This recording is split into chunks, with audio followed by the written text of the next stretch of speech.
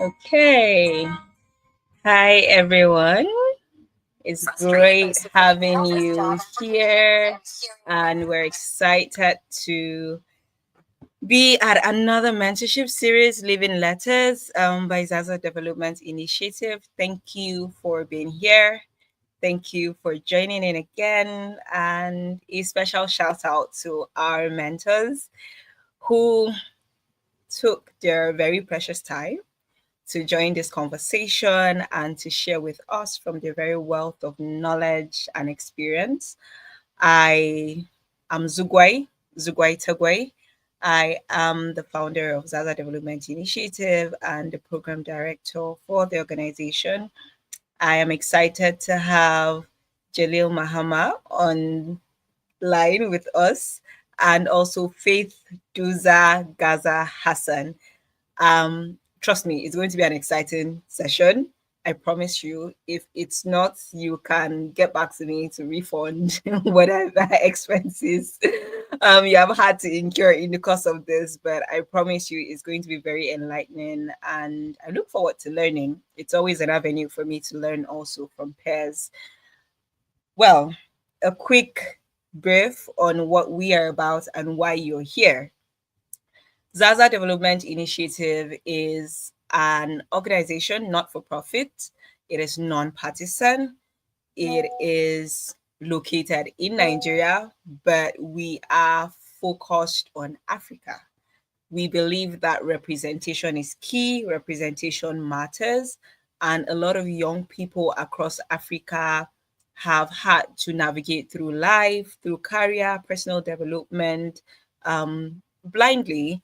A lot of times you do not have representation and people who have done what you're doing or who are willing to share what they've been through. And I think that so many times we're also focused on the glory and we don't take time to tell the story of how we got there. So, what we do at Zaza is we provide a platform where young Africans who are thriving, who have gone through the process, and are willing and vulnerable enough to share their journey with us, come on board, share this journey, and then we get to learn from their experiences, from their successes, from their failures, and from the strengths that they are leveraging to go through and continue to build. Over the time, we've had representatives from various countries across Africa, and it is very intentional because we believe that when people get to see these people, you can link up with them after and see how you can carry on your journey. We don't just focus on mentorship and our virtual engagement, we also carry out civic education in communities across Nigeria and also virtually. We do one on one mentorship and we have an adopted community. It is an IDP camp here in Nigeria in the FCT, Wasa, where we engage the community members on different issues. We believe that rather than engaging in pockets of social impact projects, the IDP camp is a large enough community to do a vast engagement or to carry out vast engagements. So what we do is we carry out welfare engagement or welfare outreaches to the people in the camp. We also invite other collaborators in terms of NGOs and the public, as well as the government, to also help in interventions across different areas from health to peace building, um, and so many other areas, environment, climate, and all. So our work is basically advocacy, community outreach, mentorship, leadership development, and civic engagement. Once again, thank you for being here. We have our mentors on ground. Thank you, Faith, for joining us. You look really beautiful. Jalil is always dressed up. You can never catch him off guard. He's always ready. Thank you, Faith. All right, so we will just go straight to our introductions, and I will be starting with our very first mentor, Jalil. I will be doing a very quick review of his profile so that we understand who we're engaging with and where they're coming from. But trust me, what I'm reading is not, it's just like a tip of the iceberg of what they are about. So I'm hoping that we get to learn a lot from them.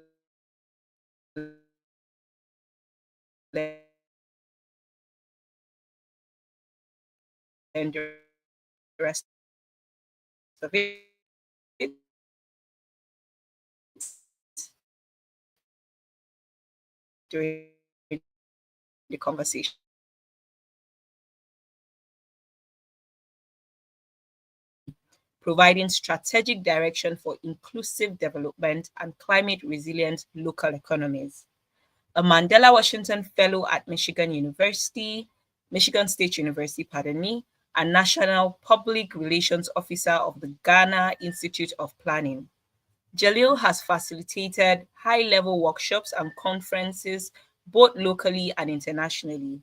He is also the founder of the JAM Initiative, a non-profit organization dedicated to community transformation through local resource mobilization and civic empowerment. A round of applause for Jalil. And like I said, I think on one of our posts, this is the first time we're having young people who are in the public service, civil servants, speak to us. We've had a lot of people in the art space, in the civil society space.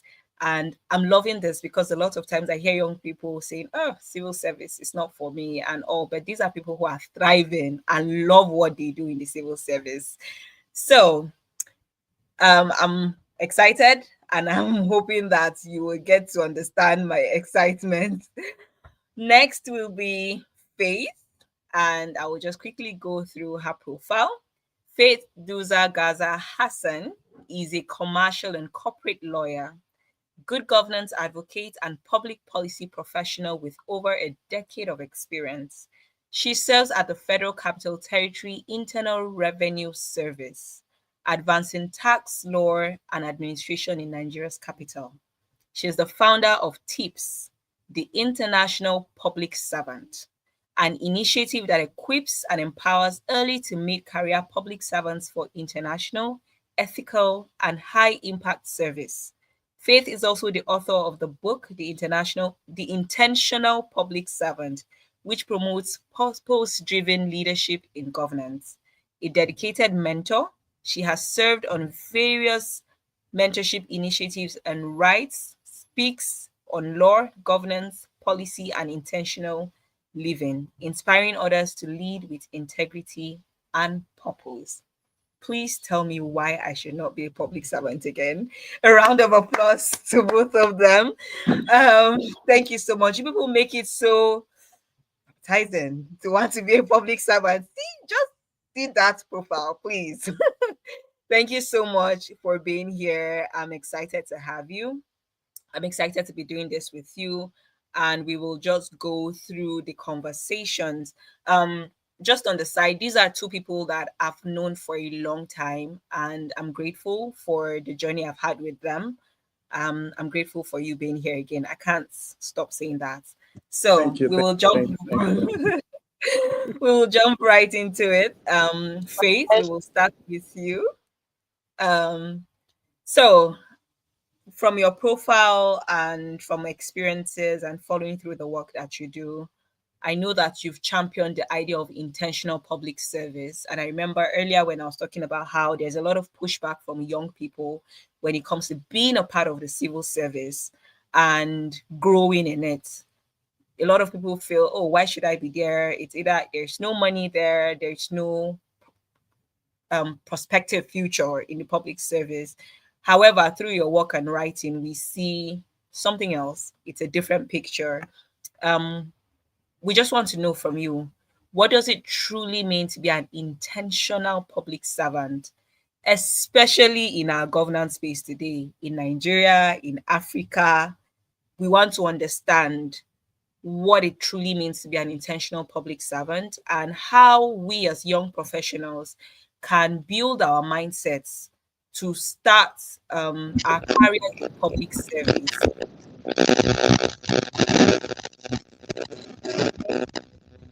Thank you, Zigwe. Hello, Jalil. Nice to meet you.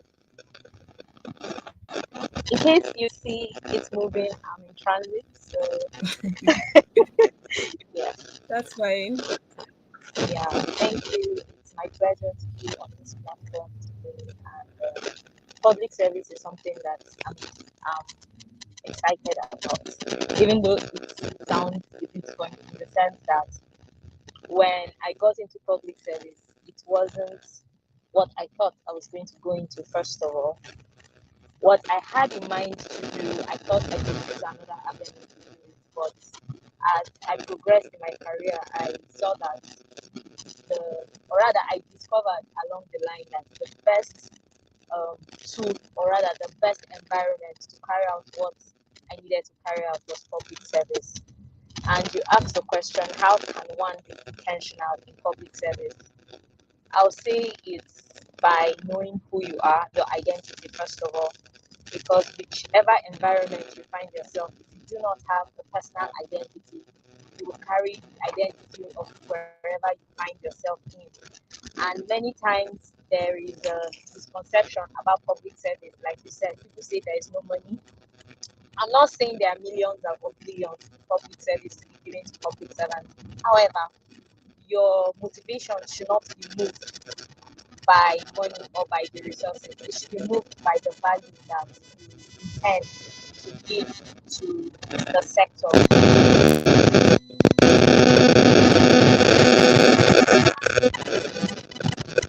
Aware of the work that is to be done, of why you are there. You know, when people go into public service, many times I don't know if they ask themselves, what is the work that I've been asked to do here, or what are the deliverables that I'm meant to bring out? Most times people just go in and they're like, thank God, finally I've got a job. I'm out of the, labor market.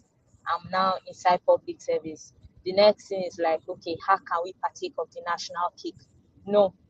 What is your contribution?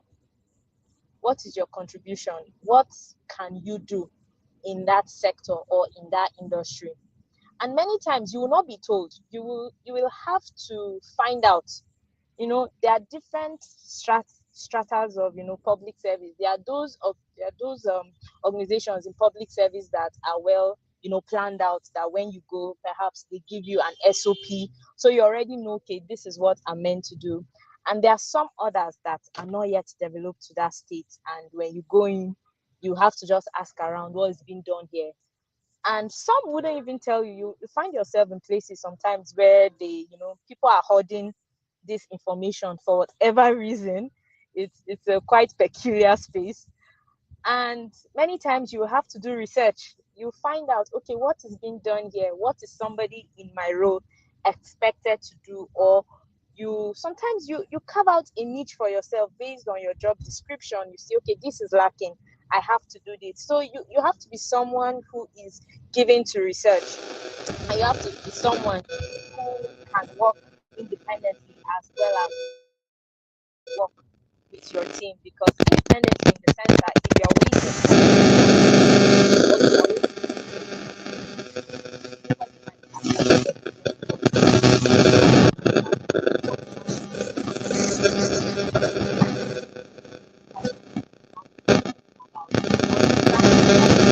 Sorry, Faith, we're having a static noise. I'm not sure.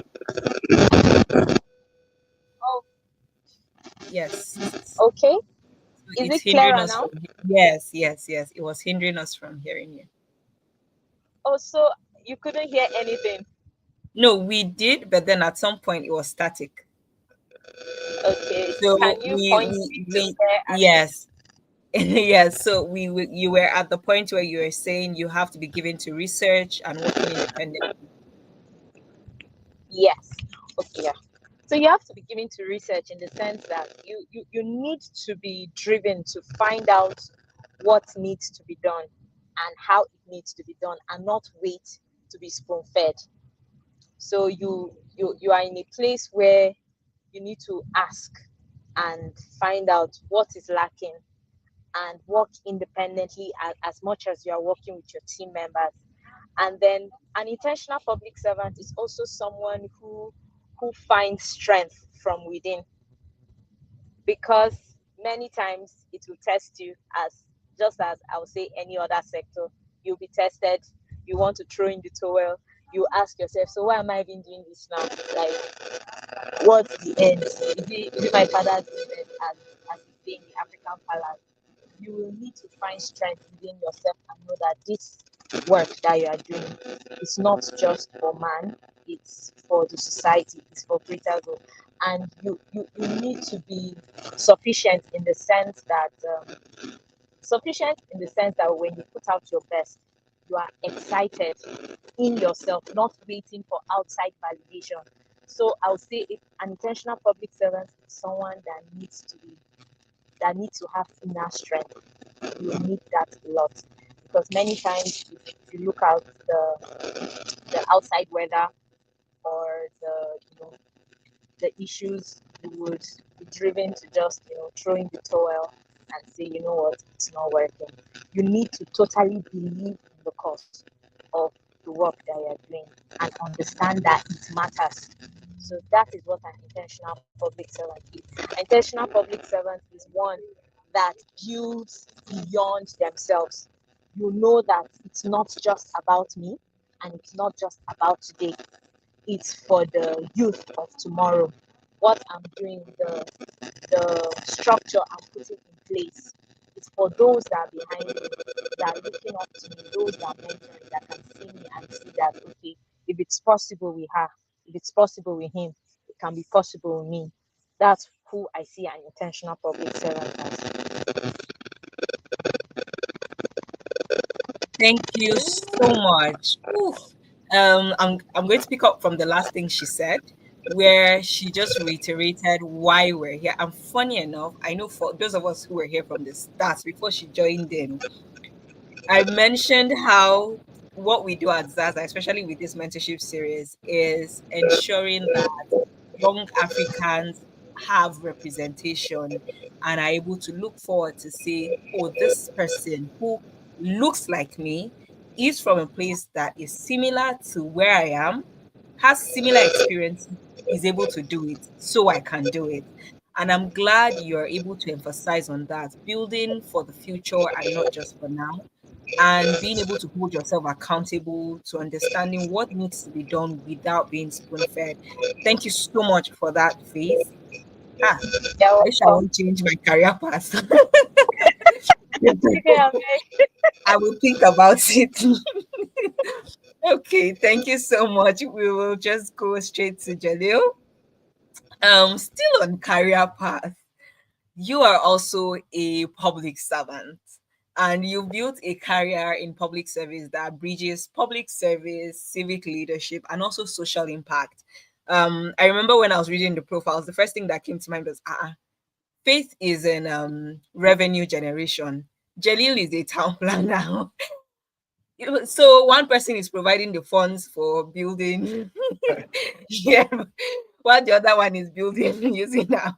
But I'm just saying, you in see different how, yes, different countries, but you countries. see how everything that we do is kind of aligns together. So it may be different perspective, but then it aligns. At some point, we need to work together. So, Jalil, you've been building these bridges over time. How can young Africans balance professional ambition, career, with a deep sense of purpose in terms of service to community, especially in the way that our landscape is changing? We have a lot of changes going on in the development landscape. How can I balance my desire to be have a career, a proper career, and still serve by giving back to community? Sure. Thank you so much, Zuboy. Um, yeah. So, just to jump right into the question, I think that Faith has said a lot. I'll just tie into some of the things that she has already mentioned. But most importantly, young leaders or the youth really need to ask themselves um, who benefits from what they do. So, aside from the fact that you are looking at achieving a certain ambition in terms of your career, um, do not just ask yourself, what do I gain? But then ask yourself, who benefits from what I do? And I think that once you look at it from that angle, you should be able to build a bigger impact beyond just having the position.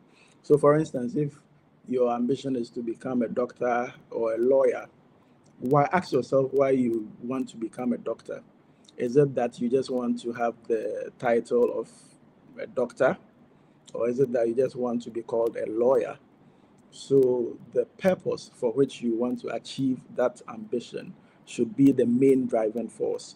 So, very importantly, move away from titles and the income and the influence that you're going to have, and then start thinking about what changes you can bring about through the work that you do, through improving the systems that you came and met. Most often than not, those in public service came into the system to meet a certain, way of doing things. Okay, but then you should also look at yourself as a young ambitious leader, and how you can be able to change those systems to be able to effect the changes that you really want to effect in your community. So, going back to the examples that I made, for instance, if it is a doctor that you want to become, is it that growing up as a child, a lot of children did not have access to quality health care, and for that matter, you want to augment the number of doctors in the system, and you want to at least change the patient to doctor ratio by adding on to the numbers and making sure that more doctors are available to take care of a lot of patients. Or is it just about the title? So that is very, very important. Redefine what you call success. Success is nothing if it doesn't affect the lives of the people around you. So if you achieve whatever that you want to achieve, you can become a president. But if your ambition or your achievement is not reflective in the lives of the people around you and beyond, then basically whatever that you are doing is just a self-centered ambition, and it will never get the impact that society would expect from that. So stay grounded, continuous reflection, mentorship, and then service, in the professional, circles that you work in, grounded in some purpose. And I think that that should be able to guide you. I am a committed Rotarian, as you mentioned, and I also do, planning as my main career. But you realize that throughout my career, I came to realize that there are so many challenges in communities that we couldn't resolve just through the work that I do. So that is the more reason why I joined the Rotary, so that I can be able to also contribute, for us to be able to do more for the communities. I also, initiated what I call the JAM initiative to help community members to mobilize resources, because not everything that government can come to the community and come and do for you. Community members sit on a lot of resources that they themselves might not even know. So I took it upon myself, go into communities, identify some of the resources that they can mobilize to resolve some of their own issues. So it wasn't just about being a planning officer at a big municipality, but it's about using the planning to effect certain changes. So you go back to the community and you see that they've been able to build their own bridge. You realize that they've been able to mobilize to provide a decent water system for their community members. And I mean, those are the things that you should be looking at beyond just the title of becoming a lawyer, a doctor, a planner, or all of that. So yes, thank you so much. That would be what I would say for now.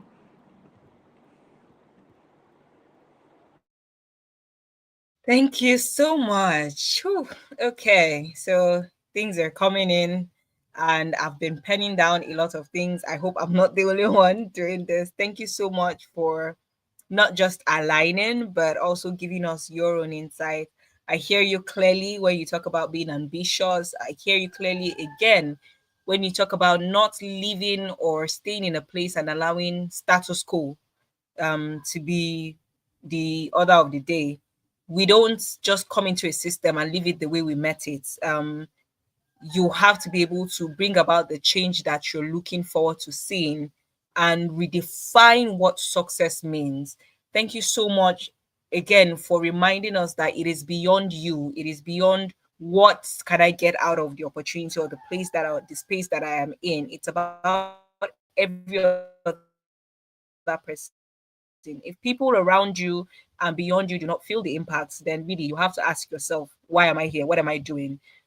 We need to be able to remember you after you've left a space. People need to be able to remember you after you've left a space. It's just like a perfume.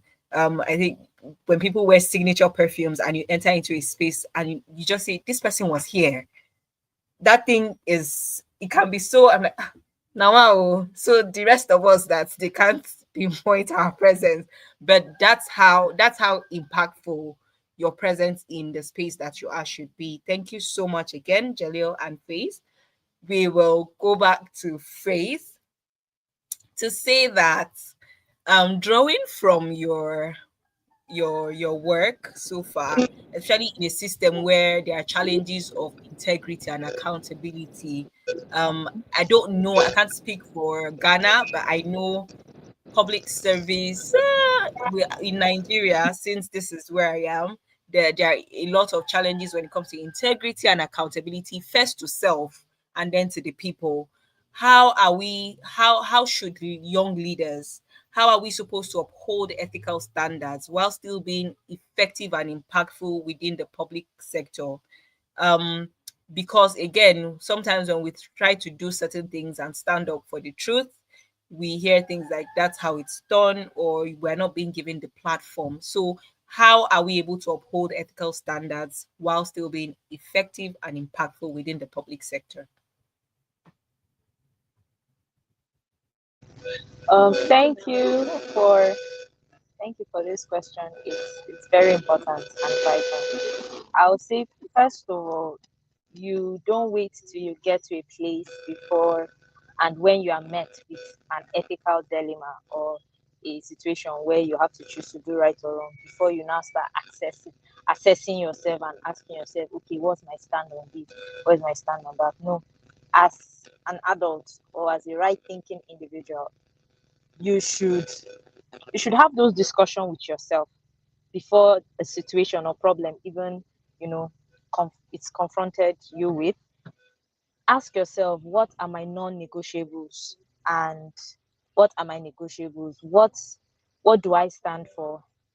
You know, what I do is I give myself scenarios. I ask myself, in such an instance as this, what would be my answer? How will I approach this ethical dilemma? So it's something that you need to, you know, have been convinced about and have penned down yourself to tell yourself that, okay, I stand for this and I stand for this. And in an instance when I'm faced with this is the way I would respond. So that's how one can help themselves to, have the right integrity. Then also, when you are in an instance where you are faced with such a thing, you need to really draw inner strength and sometimes ask yourself, if this thing was published, these are the questions of that I ask myself. If this thing was published tomorrow on the paper, will I be proud? Will I stand by this decision? I know it sounds easier said than done, but it is possible. Why? Because people have done it. People before you have done it, and it means it's doable, and nobody is going to shoot you on the leg for doing that. And some other times when you're in a position whereby, let's say, it's superiors that are asking you to do some particular things. This is a wisdom I learned from my dad. He told me that you should tell them that, okay, let me just pen that down, or let me send it to you in a memo, or can you send it to me in a memo authorizing me to, or can you send it to me in a mail authorizing me to. Corruption hates documentation. So if you are going to document these processes, or if it's going to get back to them as they are the ones that informed you to do it. In public service, when you are writing memos, sometimes you write, I have been directed to. So if they are going to sign that memo that they are the ones that directed you to, or if you are going to send them a mail and they will reply, say that they are the one that authorized you to do a particular thing, perhaps they will think twice about it. And sometimes you just recuse yourself, really, because as much as you want to uphold integrity, sometimes you understand that you need wisdom in working with people. So you might realize that, okay, these are my superiors or these are my team members. I'll still have to come back and face them. So sometimes you just recuse yourself. You find a way to, not be around during that, when the whole thing is happening. But first of all, you need to be someone who can pinpoint that these are my values and these are my non-negotiables before you are faced with such a situation. Because if you wait till such a situation confronts you, it might be too late, or you might give in under pressure. So my admonition for every young person or every young leader today is, if you've not had such a conversation with yourself, do that. Ask yourself, what do I stand for? What do I think is wrong? What do I think is right? Ask yourself these questions. If what is the line? Which line can I not cross? I know people have said never say never, but at the same time, if you don't know the kind of things you cannot say no to, then you end up saying yes to everything. Yeah. Thank you. My goodness, I'm so glad I was muted, because at some point I couldn't hold the laughter. At some point, when she said corruption hates documentation, and when she said, they said, if they ask you to do something, should I write your name? I was hereby instructed. That's where you start seeing all those people that have that whole bragado, arrogant behavior. When you ask them, they start to shrink back and start stuttering, and the next thing, forget about it. I didn't say. But yes, I think we need to always remember that, and also remember that it's always not about other persons. Sometimes even we need to ask ourselves those questions. If the limelight was on us, would we still be saying the same thing? Would you still be doing the same thing if it was going on a billboard? If people are going to be seeing that on a billboard, will you still act the same way? So thank you so much, Faith, for that, for reminding us to stand by your word, define what your standards are, and if you are not sure that you can stand, please disappear when those conversations are happening and come back later. So thank you so much, Faith. This is exciting. I hope that we're learning. Thank I hope that we're learning. So we'll just come back to Jelio to find out. Um, you've worked around local governance and climate resilience. We would want to know what practical steps we can take as leaders to not just design, but implement locally driven development solutions that are inclusive and sustainable. um a lot of times we have ideas, we have brilliant ideas, brilliant suggestions, brilliant opinions, we discuss them over and over, but the gap is where implementation comes. And sometimes some of us get to the implementation stage, but we find out that we implement and the same problem rears its ugly head again. So, how do we ensure that we're not just designing, we're implementing, and that our solutions are inclusive and sustainable? Thank you. Thank you. That is quite packed. And I must say that I was also caught laughing a bit when Faith spoke about the fact that you need to ask them to document the directive that they've given to you. I think that is something that I also, think you should do. But to come to your question, when we talk about locally driven solutions, the key word there is basically locally. So the first thing is, there's a basic principle of nothing about me without me. So the community members for whom you are designing the solution for need to be involved. That is a critical aspect. Okay, so you need to conduct a needs assessment. So start by just listening. Okay, go into the community and just start listening. Don't go there trying to lead. You have the big degrees and all of that, and you think that you can just go into the community and profess solutions. No. So start by listening to the community members. There's a typical example of a project that we implemented. It just ended, unfortunately. But then the core principle was for us to engage community members, conduct a needs assessment, determine what the community themselves find, as their priority.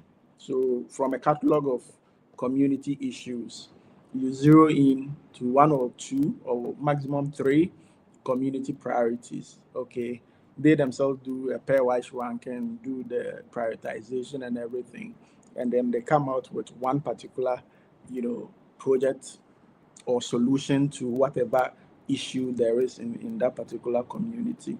And then you sit with them to design the solution. Okay, they have a lot of local knowledge of the area. They know what will work and what will not work. Okay, so do a lot of listening, take a lot of notes, and then you can now incorporate that into whatever that you learn from school or your experience and all of that, and it will help you to get a good job done. So the project I'm talking about was basically community members providing labor themselves on cash for work basis for the project to be implemented. Okay, so can you imagine if a community that did not have, a bridge linking their homes, and so because of that, any developmental project that was coming to the community, had to stall because you cannot even bring a big truck to come and drill a borehole for them. If you want to extend electricity, you cannot transport the electricity poles across the community and all of that. So the bridge was very, very important for the community members. So can you imagine a scenario where community members themselves would provide labor for such a bridge to be constructed, and then they would watch on for it to probably get destroyed over just 2 or 3 years. So that ties into the sustainability aspect of it.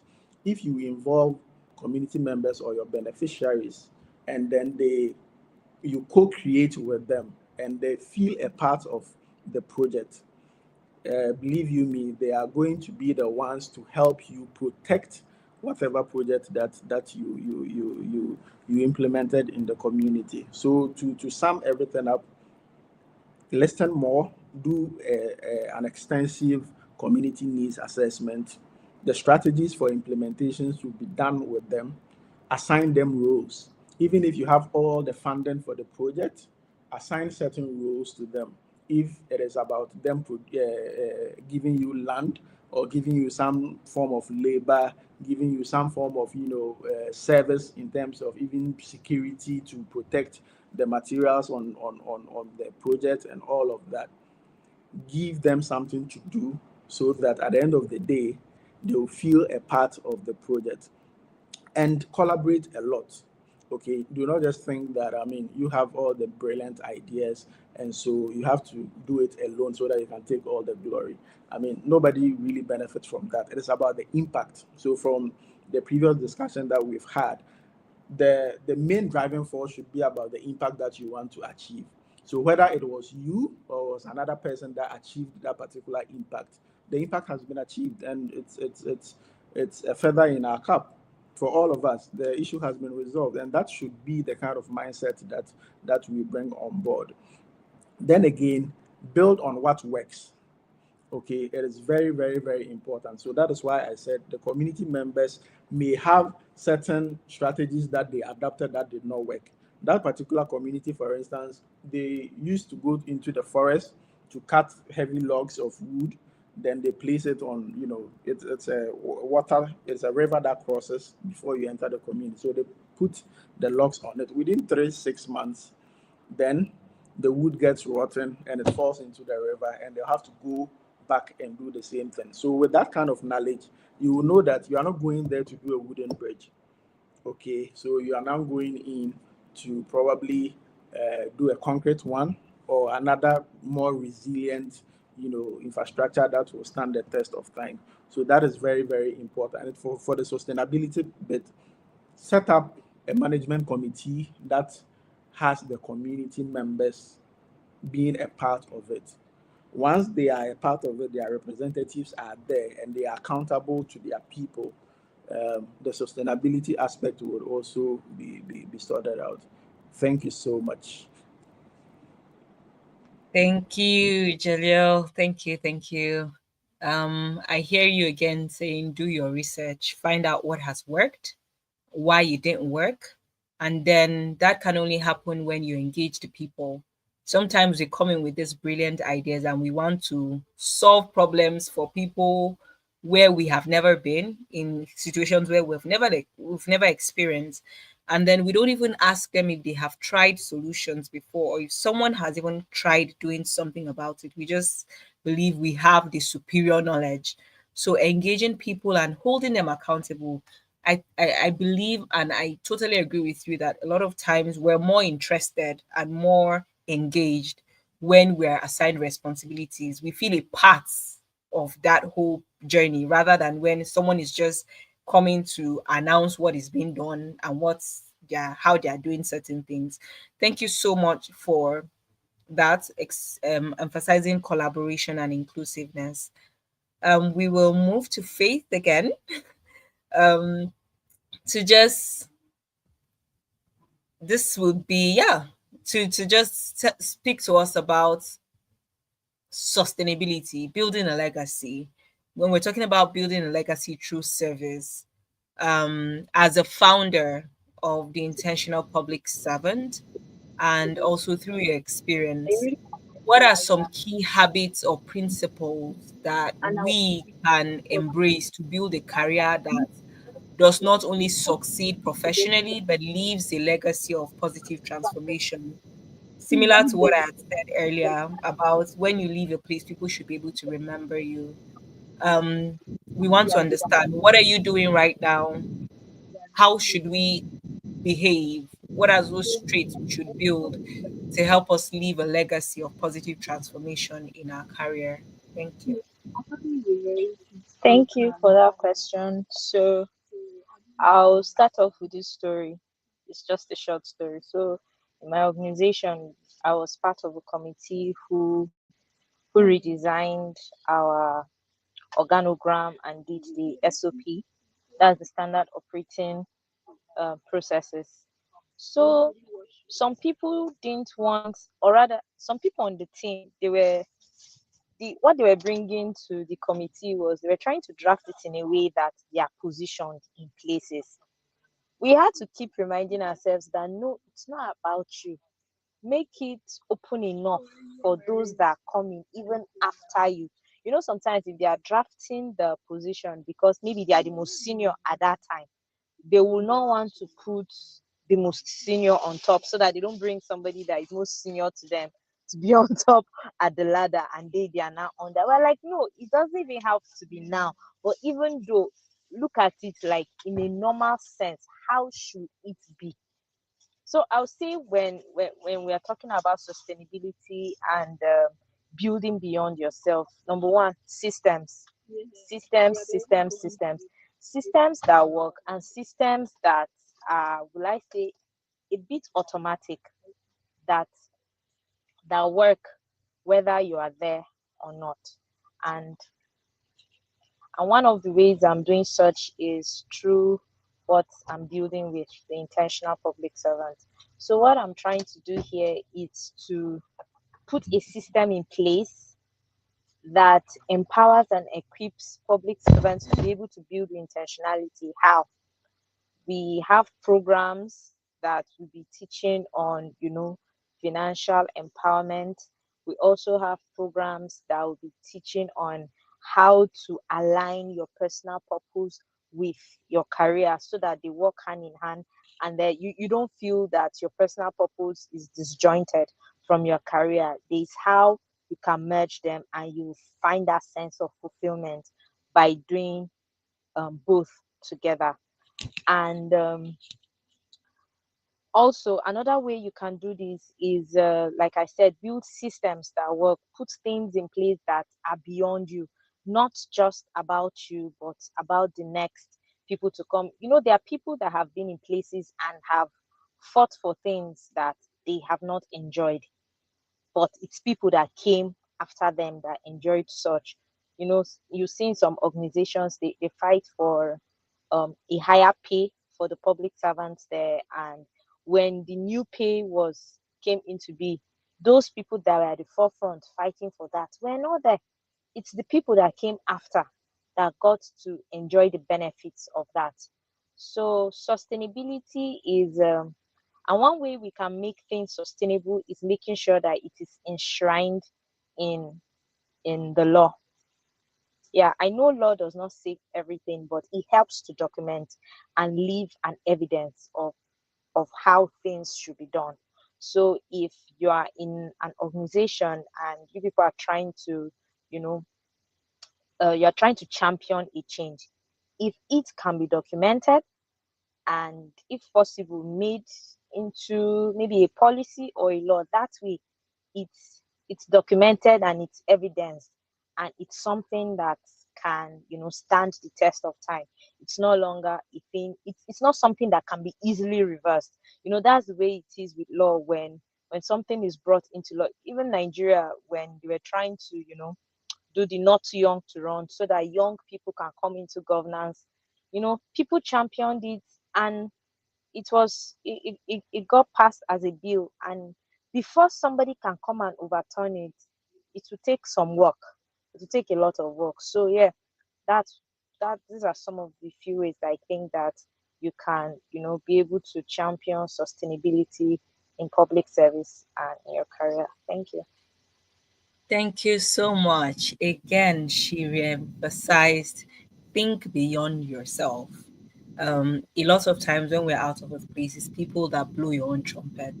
And sometimes, even when they do not know and they come in, something happens at some period, and then they are reminded if this other person had not done this, you wouldn't have been here. And Mhm. that legacy is upheld. Systems beyond doing the work and stressing, systems survive. Individuals come and go, systems survive. If you need something to stay, if you need sustainability, make sure you build systems that can survive even when you're not there. Thank you so much for that, Faith. We're going to go back to Jalil. um I can see Jalil has been writing. Thank you again. On mentorship again and legacy still. You're someone who has mentored emerging leaders. You're someone who has founded your own initiative also. We want to understand what are some guiding principles that young professionals seeking to create meaningful change and also leave a lasting legacy through their work and their values can imbibe. What are some principles they can take up or just build or work with to leave and create meaningful change and lasting legacies? Right. I've been doing a lot of writing because Faith makes a lot of great points. Yeah, but I mean, it's really important that for a certain good practice to be sustained, whoever that is championing it would have people that they are also mentoring in the organization to take after them when you are no longer there. Because if it is just you and you have all the knowledge and the international best practices, blah blah blah, even if it is enshrined in law and what have you, you have what is in the law, and you have what we call the real practice on the ground. Okay, so you have to work in a way to win a lot of souls over through mentorship, through training new recruits that have come, and all of that. So that's just to tie into what Faith said. But in terms of guiding principles, one thing that I always ask young people, and in fact myself, is that if somebody in your field won a big contract and they needed extra hands to implement that contract, would you come to mind? So whether you are in law, whether you are in engineering, whatever profession or career path that you find yourself, ask yourself that if any other colleague had a contract or any job and they needed extra hands, would you come to mind? And that is simply because of integrity. How do people in your field perceive you? It is very, very, very, very important. So that is the quiet force that more or less sustains the influence long after your position and all the big applauses and all of that fades out. Okay, so you should exhibit a high level of integrity, whether somebody is watching or not. And as you guys rightly said, just think of it as you being projected on some billboard somewhere whenever you are doing anything within your professional circle. So integrity is very, very, very important. It is also important for you to build purposeful relationships and not just transactional relationships. Okay, for transactional relationships, once the transaction is over, I gain what I want to gain, you gain what you want to gain, and then we move on. Okay, it has to be purposeful relationships. Today I'm here, having this conversation with you guys because of purposeful relationships that I have with Ezugoi. From 2022 we've stayed in touch, and then we had a fellowship in East Lansing, Michigan State University, but we are still in touch because there's so much value that we can get from each other beyond just being cohort mates for the Mandela Washington Fellowship. So build a lot of purposeful relations. You see a lot of young people just pop up in your DM asking you to help them to find jobs, asking for favors and all of that. Okay, but you should also ask yourself, what do I also bring to the table? Nowadays, volunteerism has become something that young people just do not want to imbibe into. But volunteerism sometimes is what puts you out there. It is really important.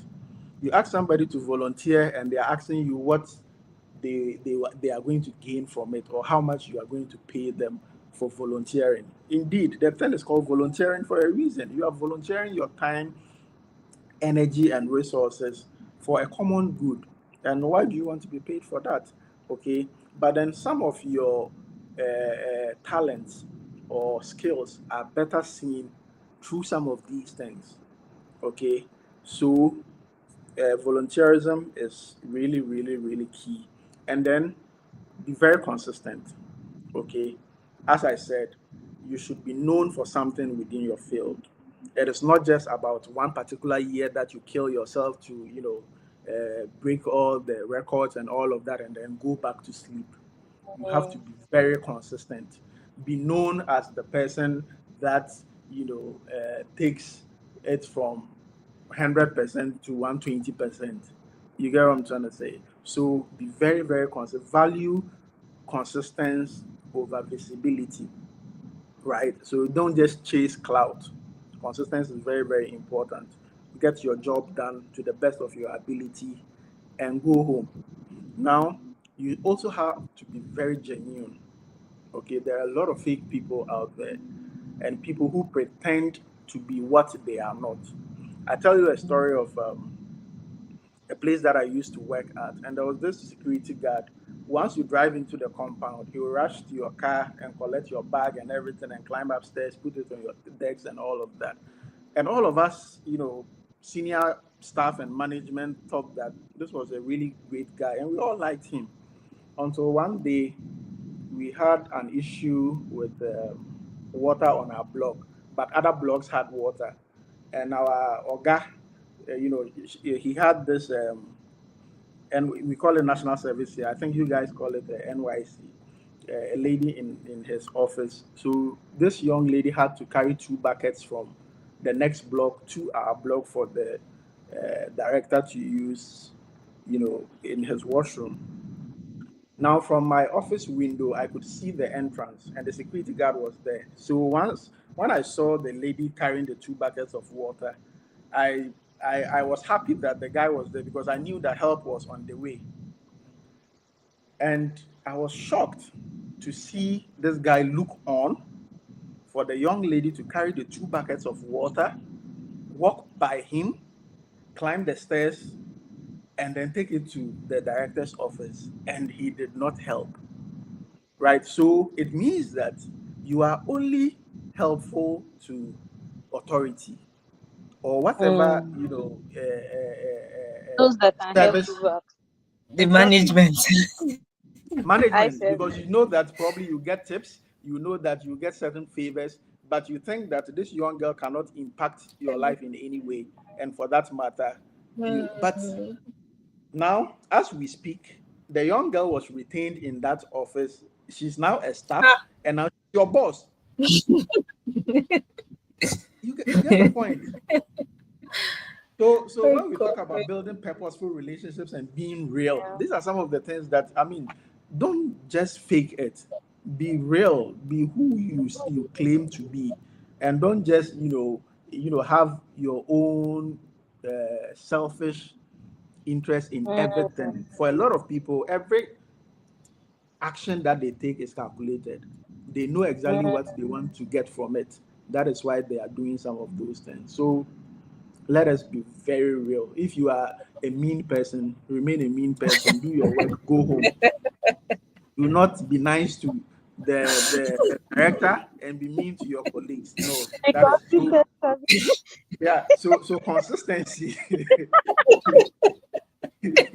Cons- Consistency is really important.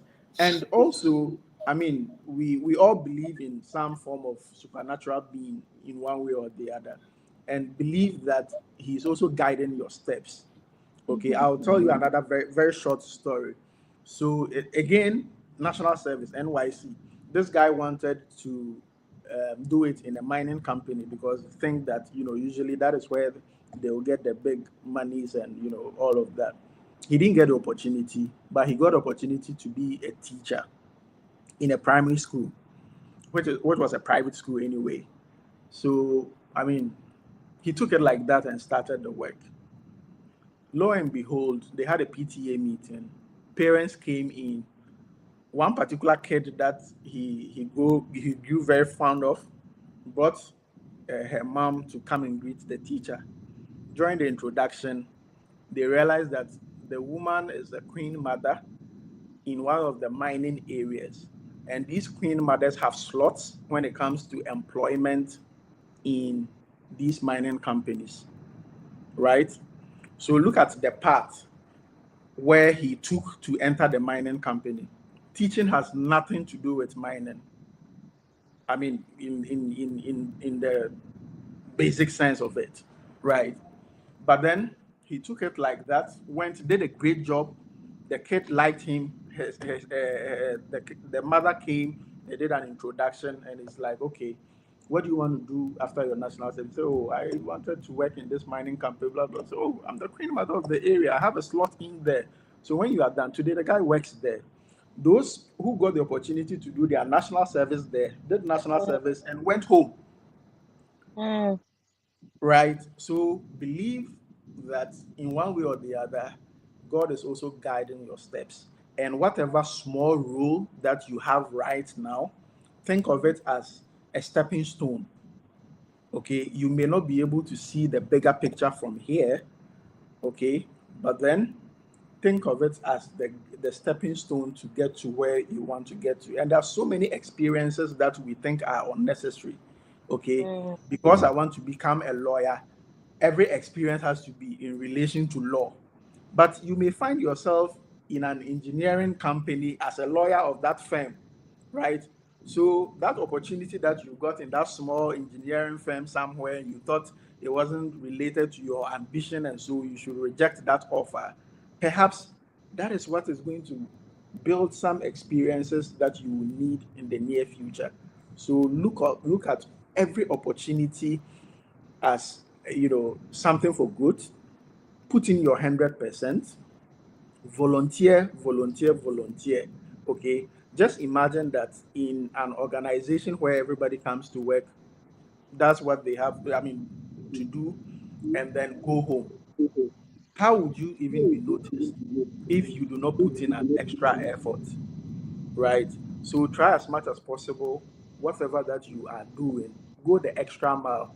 If they send you to go and ask for the prices of oranges, don't just go to the market and come back and say it is 500 naira or 100 naira and go and sleep. Do some form of analysis. When I went to the market, one is 500 naira. But then if you buy three, they will give it to you at 400 naira. If you go to the supplier, you get it at 200 naira. When you do, you lay it out to management or your boss, and then you give them options. You see, that is how you bring value to your position. Okay, don't Mm. just work as a robot. They say do this, so you just do it and then you go back to sleep. Okay, give them dimensions that they themselves never thought of at all. So before you realize, a vacancy is created, and before you know it, you are moved 3 or 4 steps ahead of people that you started with, and they will never understand how it happened. Thank you. So good. My goodness. Please give us a few minutes to absorb. Whew, that sounded like a whole sermon. Um, wow. Okay. Thank you for that. That was for me. I'm not sure about every other person on this conversation, but that was for me. Thank you so much for that reminder. Very timely, very, very, very, very important. I hear you saying again, wherever you find yourself, give your best. You were talking about how looking at people, not looking down on opportunities. And in that Yeah. story where you even talked about that woman, for me it wasn't even about the job he took, it's about the child.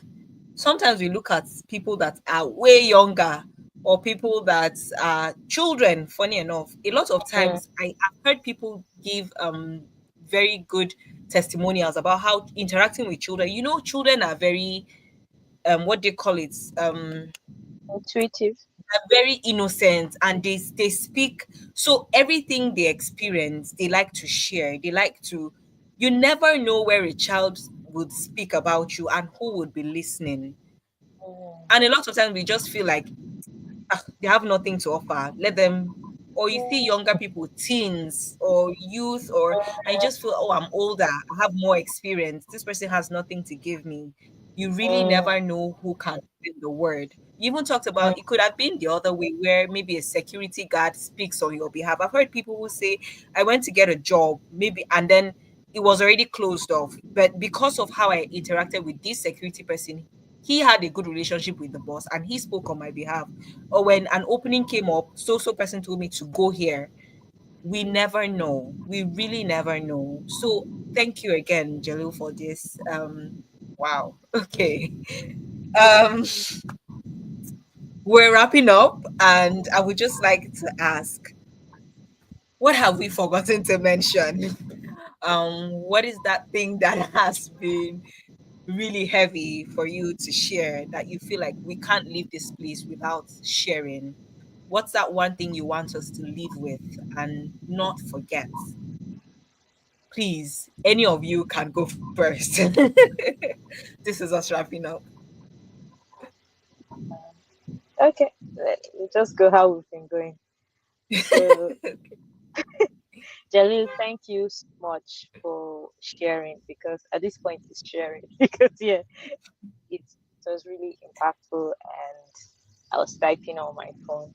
So yeah, if there's anything I want to leave us here with, is the fact that everyone needs to take agency of their life and the work that they do. Agency in the sense that you need to take responsibility. We all say this: nobody's coming to save you, and it's true. Nobody's coming to save Africa. Nobody's coming to save the youth. Nobody's coming to save you.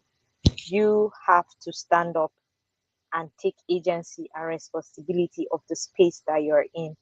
I remember when I was newly, my role was newly given to me, and nobody was telling me what to do. Nobody. Everybody will just be looking at you. So if you don't create work and create avenue for yourself to be useful, like we've been saying, research, you will just be there dormant. So you need to awake and arise, and this is where intentionality comes in. Be Take charge, take responsibility, take agency of yourself, your life, and for the space that you find yourself in. For those of us that are in Africa and have not, you know jackpot or gone, and you know that this is where you are going to be, or perhaps you've understood that this is where your purpose is for the time being, or your organization, you know that this is where you will be for some time, perhaps before you move to another organization, or perhaps you feel you just be there for the long time. You need to take agency of that and make it into something purposeful, something that you are proud of and you are happy with, because you can't afford to be dissatisfied and wake up every day, you are not happy about your work, you're not happy about your job, you are complaining they do this. Sometimes in public service people say people are lackadaisical, things drag. You need to take agency of yourself and do something that can help you, be awake. And one of the things that I did that has helped me sometimes cope with the downtimes I have in the office is the civic work I'm doing with tips.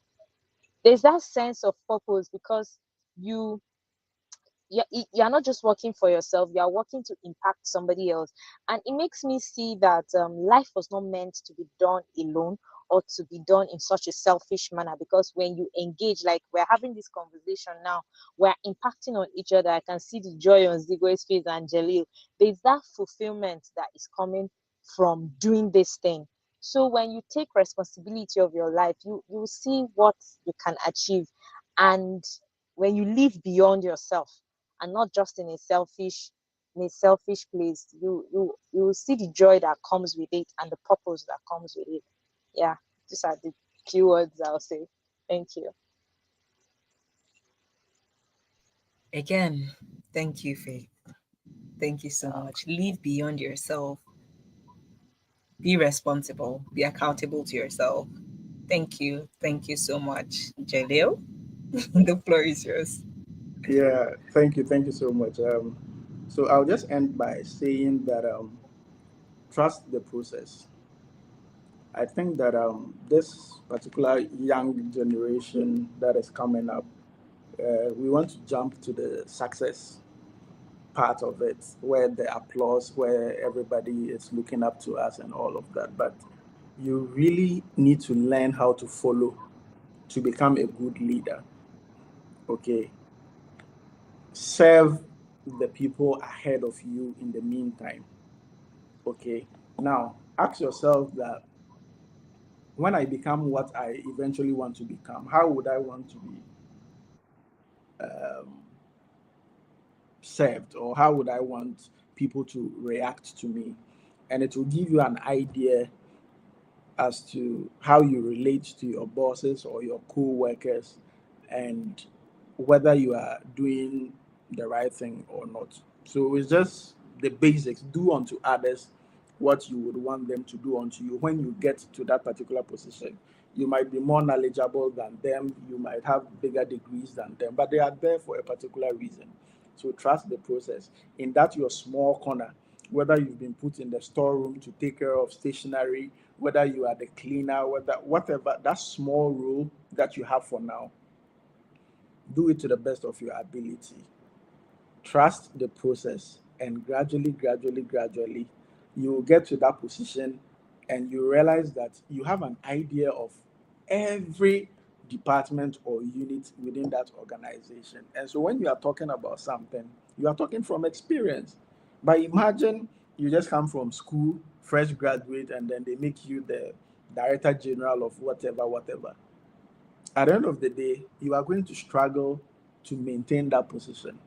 Okay, so in as much as it is good, the salary is great and all of that, it might even be the source of your distraction. Okay, so trust the process, work under people, learn, make suggestions, sometimes lead from behind. Okay, in that small role that they have given you. I made the example of you being sent to go and find out prices of something. Come out with some analysis. Do it so much so that the bosses or whoever is there feels like you really care about this organization, and not just about making a salary and going home. So the key word is to trust the process. Thank you so much. It's been great having this conversation with all of you. Thank you. Trust the process. Ha! Pray for grace to trust the process.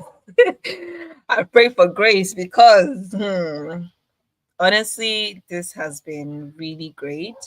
Um, I know that for some of us who've been saying, ha, trust the process. These people, do they know where I am right now that I'm supposed to trust the process? But really, trust the process. It never comes easy. And that's why I believe that having these conversations is very important, because a lot of times you see people already in a certain position where you want to be, and you feel like they just disappeared, they teleported there. No. Or you feel like they had someone who just handpicked them and dropped them there. It will amaze you the very horrific stories that some people have had to go through. And that's why for some believers or Christians, they'll tell you, when you're praying for grace, say, God, I beg, let me be like this person. God, please help me. I want to be like, are you sure that you can carry the troubles the person went through plus the glory? Because the troubles came before the glory. So when you're praying to be like somebody, be careful what you're praying for and make sure you do your findings. Again, trust the process. Wherever you are, that small space, do the best that you can. And I think through this whole conversation, that's been the emphasis of our mentors. They didn't get here by snap of your fingers. It's been a process, and it's still a process, because I can hear Faith saying, in order to be able to get through even where she is right now, she has something else that she's doing that time after time it energizes her. I hear Jelly also saying, having an initiative, people just hear initiative or having my, it's not beans. They are putting a lot of blood, sweat, hard work, time, and then imagine still having a job and other aspects of your life. It takes a lot of consistency, intentionality, and be willing to lead from behind. It's not every time that people need to see who the face of. When you're very emphatic about, I have to be the face, you might never get things done. If you truly want to just see change happen, positive, sustainable change, you will be willing to let every other person come in and collaborate. Thank you so much for collaborating with me on October series of our mentorship series, Living Letters. Again, it's called Living Letters because you can see them. I'm not here to say, oh, Jalil did this while he, no. We like to have them, applaud them, and encourage them while they are still here. And to just tell you that we see you, Jalil, we see you, Faith, we see all that you're doing. Being here is not just for you to come and share, it's also to just tell you that you're seen.